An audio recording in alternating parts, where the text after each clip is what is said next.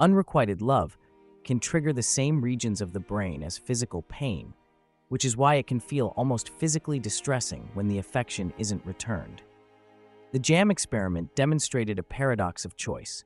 A booth with 24 types of jam attracted a significant crowd, but only 3% made a purchase, while another with 6 types sold to 30% of tasters. The sensation of butterflies in the stomach during romantic encounters is caused by adrenaline, the neurotransmitter that causes the fight or flight response, ramping up the nerves, signaling internal excitement and anxiety.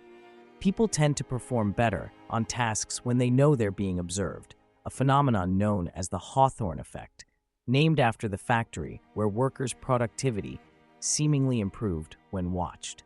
Physical touch can increase levels of the hormone oxytocin, sometimes referred to as the love hormone, and even a 20-second hug can significantly elevate oxytocin levels, promoting a feeling of emotional warmth and bonding. The act of falling in love shares neurological similarities with the feeling of high on cocaine, as both experiences lead to a steep increase in dopamine levels, the brain's pleasure-inducing chemical. Research suggests that people who daydream more frequently tend to be more empathetic and better at understanding others' perspectives, as their brains can focus internally and externally more efficiently. Love letters from the past reveal that early courtship often involved metaphors comparing lovers to celestial bodies, a practice that helped romantic partners express the depth of their emotions in terms understandable and universal at the time. There's a psychological phenomenon known as semantic satiation, where a word loses its meaning if you say or read it repeatedly. It's the same process that can make affectionate terms seem odd if overused. Couples who are in long-term, satisfying relationships often report experiencing a sense of shared memory, where they rely heavily on each other to remember different factual information or important events, essentially creating a collective intelligence.